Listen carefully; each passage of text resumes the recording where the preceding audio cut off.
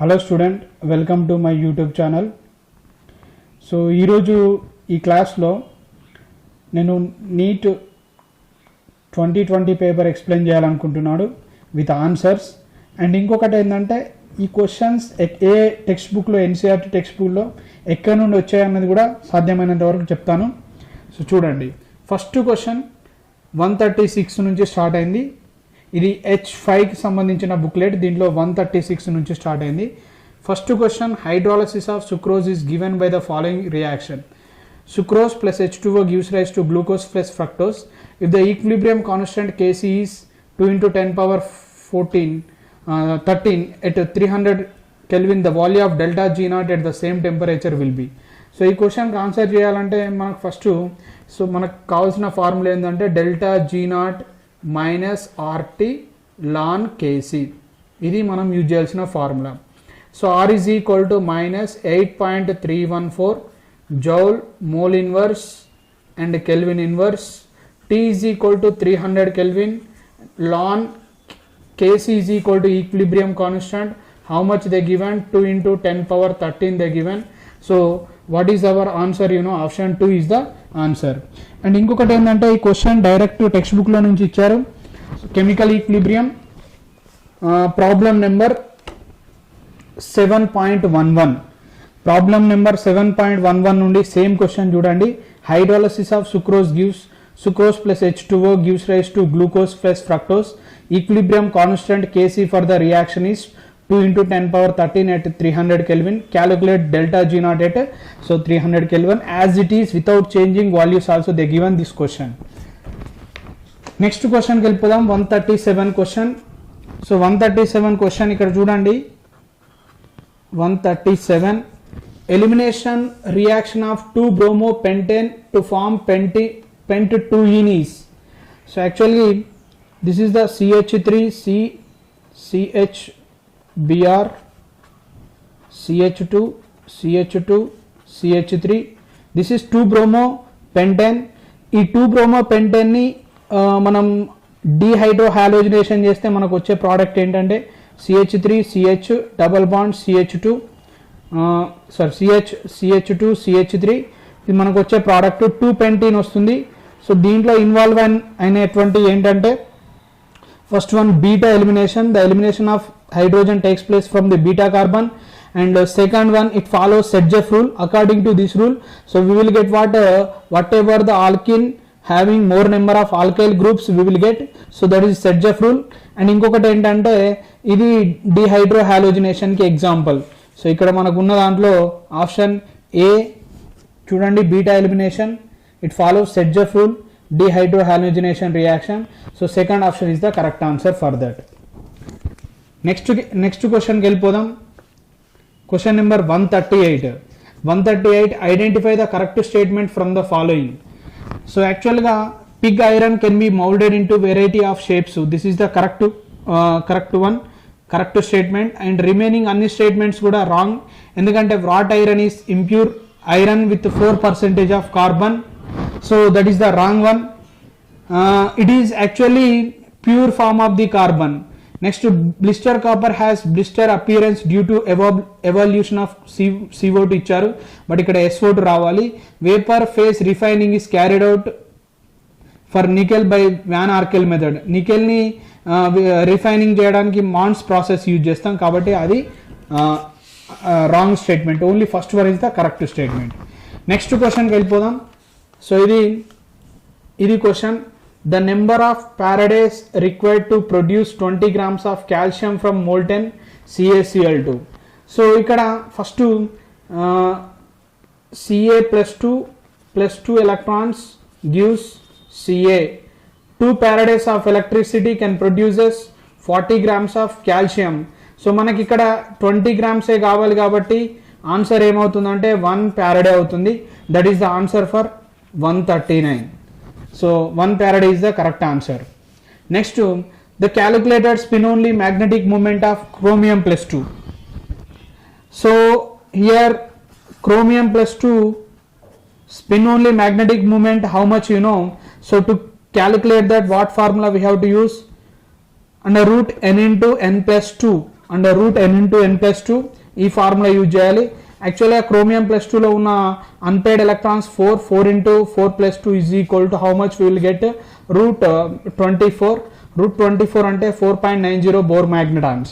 Actually this question also there in text బుక్లో ఉన్నటువంటి question ఇది. డైరెక్ట్ ఒకసారి చూపిస్తాను నేను ఎక్కడ ఉంది అన్నది.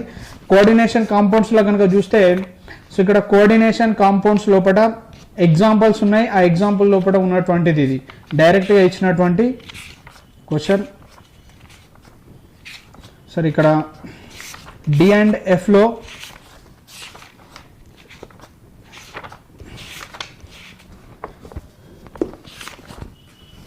ఇక్కడ చూడండి chromium plus 2 electronic configuration 3d4 and what is the magnetic moment 4.90. So ఇది డైరెక్ట్గా ఉన్నటువంటి క్వశ్చన్ ఇది కూడా. నెక్స్ట్ క్వశ్చన్కి వెళ్ళిపోదాం. Question number 141. It's a very simple question. Sucrose on hydrolysis gives. So సుక్రోజ్ని హైడ్రాలసిస్ చేస్తే మనకు వచ్చేటటువంటిది ఇక్కడ కరెక్ట్ ఆన్సర్ ఏంటంటే alpha glucose and beta D fructose వస్తుంది. ఇది కూడా డైరెక్ట్ క్వశ్చన్ మనకు ఉన్నటువంటి దాంట్లో alpha D glucose and beta D fructose is the answer. Next 142. HCl was passed through a solution of CaCl to MgCl to NaCl. Which one is actually crystallized? Only NaCl is crystallized. ఇది మనకు S block elements లో ఉన్నటువంటి topic. Direct గా మనం తీసుకోవచ్చు దాన్ని. Next question number 143 చూడండి. Which of the following oxo acid of sulphur has oxygen linkage. So ఇక్కడ దీని కరెక్ట్ ఆన్సర్ ఏంటంటే peroxy disulphuric acid. This is the structure of peroxo disulfuric acid.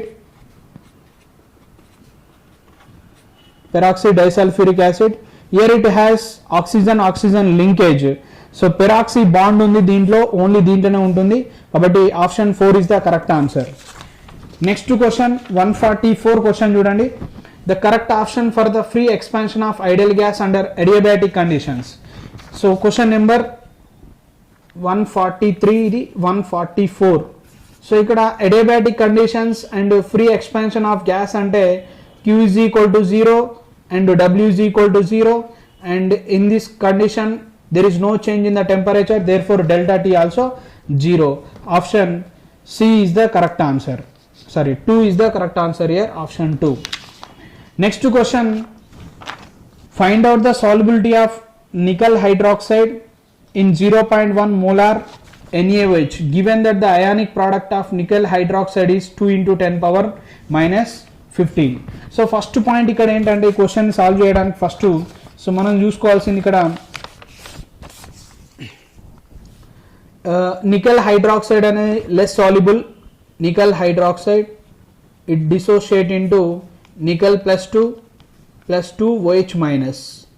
So దీని solubility S, ఇది 2S. So we can neglect the solubility of the concentration of OH minus from the nickel hydroxide. ఇప్పుడు NaOH కనుక NaOH వచ్చేసి Na plus OH minus ని form చేస్తుంది. So ఇది 0.1 concentration ఉన్నటువంటి 0.1. So ఇక్కడ చూడండి ఇప్పుడు మనం KSP రాస్తే KSP is equal to S into concentration of OH minus power 2 అని రాస్తాం. OH minus power 2. Next KSP ఎంత ఇచ్చాడు ఇక్కడ చూడండి 2 into 10 power minus 15 is equal to S into concentration of OH minus 0.1 whole square. So then S is equal to how much we will get, 2 into 10 power minus 15 divided by 10 power minus 2. Then what is our answer? Solubility is equal to 2 into 10 power minus 13 molar is our answer. Second option is the correct one. Next one.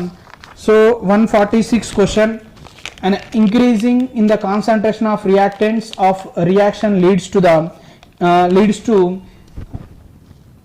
change in collision frequency. So ఇప్పుడు మనం ఎప్పుడైతే concentration of reactants పెంచుతామో వాటి మధ్య collisions ఎక్కువ జరుగుతూ ఉంటాయి కాబట్టి reaction వచ్చేసి ఫాస్ట్గా జరుగుతూ ఉంటుంది, కొలిజన్ ఫ్రీక్వెన్సీ అనేది ఇంక్రీజ్ అవుతుంది. నెక్స్ట్ క్వశ్చన్కి వెళ్తే 147 question, urea reacts with the water to form A which will decompose to form B. When passed through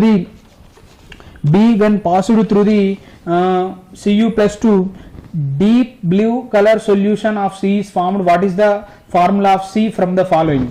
యాక్చువల్గా ఈ క్వశ్చన్ ఆన్సర్ చేయాలంటే ఇది గ్రూప్ 15 నుంచి వచ్చినటువంటి question. So urea NH2 CO NH2 urea formula, whenever it react with the water, what we will get, we will get ammonia NH3. So on hydrolysis first we will get NH3. This Cu+2 plus 4 moles of NH3 can produces this complex tetraamine copper 2 complex we will get. It has deep blue color. So this is our answer. Option 3 is the correct answer for this question. Next question number 148 చూడండి, very simple question. ఇది direct CO plus H2 is nothing but a synthesis gas synthesis. So A3 వచ్చేస్తుంది. Next temporary hardness of water is due to presence of magnesium and calcium bicarbonates. So B వచ్చేసి 1, A3 B1 అంటే డైరెక్ట్గా మనకి ఇక్కడ తెలిసిపోతుంది. Correct option వచ్చేసి second one. B2H6 is electron deficient hydride. Next H2O2 has non-planar structure. So that is about the 148 question. Next question number 149. It's a very easy question, directly they given from the textbook. Which of the following is a cationic detergent? Cationic detergent ki example vachesi cetyl trimethyl ammonium bromide. That is the formula, that is the name of the cationic detergent. Detergents 3 types ఉంటాయి, దాంట్లో ఇది direct ఉన్నటువంటి మనకు. Question number 150 next చూస్తే question number 150 కూడా చాలా easy question ఇది. So ఇక్కడ first carbon monoxide is a neutral oxide. So దీన్ని ఏ వచ్చేసి దేనితోటి మనం న్యూట్రల్ ఆక్సైడ్. సో 2 ఉన్నటువంటి ఒకటే ఒక ఆప్షన్ ఉంది, డైరెక్ట్గా విత్ ఇన్ 1 సెకండ్ మనం 2 సెకండ్స్లో కంప్లీట్ చేసుకోవచ్చు ఈ క్వశ్చన్కి answer. So carbon monoxide neutral కాబట్టి 2 1 4 3. BaO is basic oxide, Al2O3 amphoteric oxide, Cl2O7 వచ్చేసి acidic oxide. That is the answer. And next, which of the following is a basic amino acid? Basic amino యాసిడ్కి best example ఏంటంటే lysine. ఇది కూడా text బుక్లో ఉంది, దాంట్లో NH2 group ఉంటుంది కాబట్టి మనం ఏమని చెప్పొచ్చు అంటే ఇది amino acid, basic amino acid అని చెప్పొచ్చు.